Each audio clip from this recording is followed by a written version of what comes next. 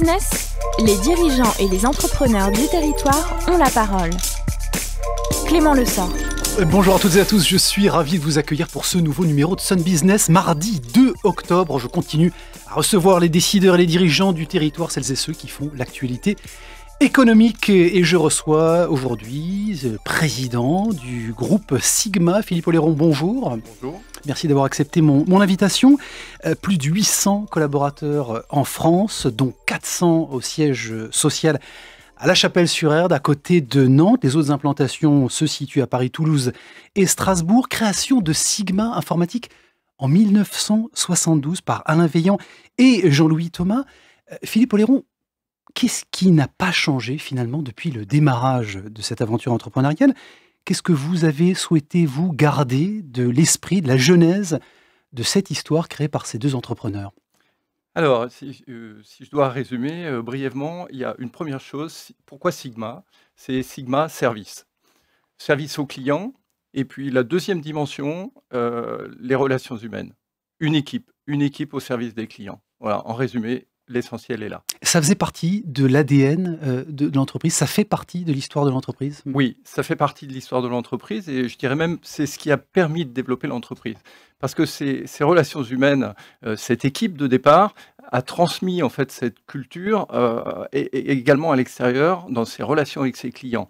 Et c'est cette continuité dans ce que j'appelle moi aujourd'hui l'entreprise étendue, la relation client de proximité, une relation de qualité et une relation d'engagement, c'est ce qui a permis de développer l'activité dans nos différents domaines d'ailleurs. Alors, par rapport au développement de cette activité, je voudrais qu'on parle évidemment de stratégie de développement.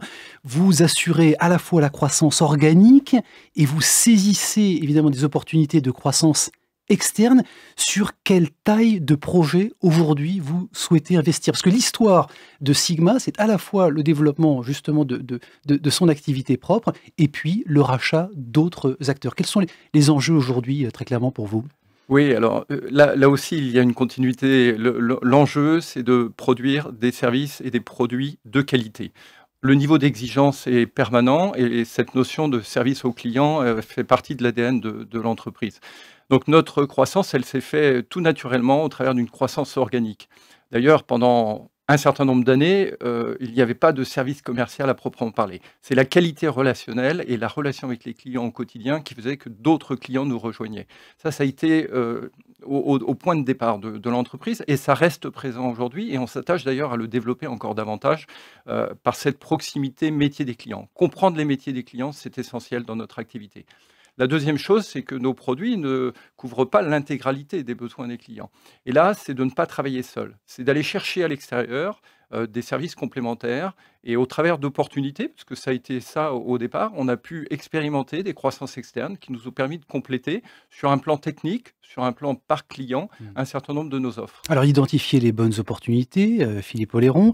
Est-ce qu'aujourd'hui, vous avez, vous, suffisamment, je dirais, de cash pour faire vos achats ou faire l'acquisition de ces très bons services, ou est-ce que vous cherchez encore à lever des fonds tout en faisant entrer justement pour cela de nouveaux acteurs au sein du capital ? Alors, c'est une question effectivement récurrente au travers des expérimentations. Pour l'instant, nous avons surtout procédé à des croissances externes, j'allais dire de taille moyenne, qui pouvaient être assurées par le financement en propre de l'entreprise. Bien évidemment, cette question d'aller chercher des fonds et de lever des fonds à l'extérieur, nous nous sommes fait accompagner par nos propres banques, les banques qui nous accompagnent au quotidien, qui nous connaissent bien, qui connaissent aussi la solidité de l'entreprise et la pérennité de l'entreprise. Vous l'avez souligné tout à l'heure, 1972, on est là et on est bien là, présent aujourd'hui, donc on peut aller plus loin. Et nous avons fait rentrer au capital de l'entreprise un fonds d'investissement il y a 2 ans maintenant, qui participe à ce financement et qui est prêt à nous accompagner dans cette logique de durabilité, de pérennité de l'entreprise. Nos choix, ce sont des choix de long terme. L'acquisition, l'intégration donc de nouveaux services, de nouveaux acteurs au sein du groupe Sigma. C'est quoi les recettes de cette croissance maîtrisée que vous avez réalisée jusque présent ? Est-ce que c'est la prudence ou le très bon flair de l'entrepreneur que vous êtes ? Alors, c'est un peu les deux, j'allais dire. En tout cas, je l'espère. Je pense que ça repose tout d'abord sur une continuité. J'ai commencé par la notion de service.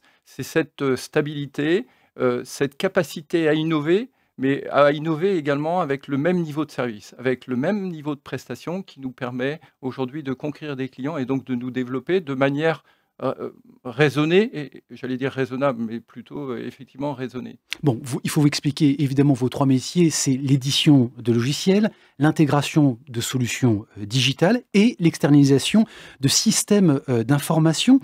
Quels sont les secteurs d'activité et les métiers que vous adressez concrètement? Qui sont vos clients? Alors nos clients, on va les trouver dans différents domaines d'activité. Historiquement, la grande distribution fait partie de nos clients. Les établissements consulaires, sur lesquels nous sommes aujourd'hui leaders sur le marché français, l'immobilier social, mais aussi l'industrie, et puis de plus en plus toutes les PME et le domaine de la santé, le monde privé de la santé, les cliniques sont des clients aujourd'hui nouveaux pour nous. Bon, ça veut dire, Philippe Oléron, que vos architectes, les architectes de vos solutions du groupe Sigma, doivent s'acculturer au métier de vos clients, les connaître parfaitement, connaître leur quotidien, leurs préoccupations. C'est ça le succès de vos solutions? Oui, c'est la clé, effectivement, être au plus proche de l'utilisateur. C'est vraiment l'informatique au service de l'homme. Ça veut dire quoi, l'informatique au service de l'homme? C'est une informatique qui va permettre à la personne, à notre client, à notre utilisateur, de réaliser son métier en faisant abstraction des contraintes techniques. C'est nous qui lui apportons la solution de manière à ce que, pour lui, c'est d'abord son métier, ce qui le passionne en premier lieu, le pourquoi il a choisi ce métier, qu'il doit pouvoir réaliser avec un support numérique, informatique, qui va être le mieux adapté possible. Mmh. Donc, c'est là, vous évoquez le digital. Aujourd'hui, avec le digital, nous sommes associés avec d'autres partenaires, notamment dans le design, qui nous permettent d'approcher très en amont nos marchés, nos clients, et de les accompagner dans cette description des métiers, puisque eux aussi vivent aujourd'hui une transformation de leur métier. Et donc, nous avons à les accompagner dans cette transformation en leur apportant notre propre transformation digitale.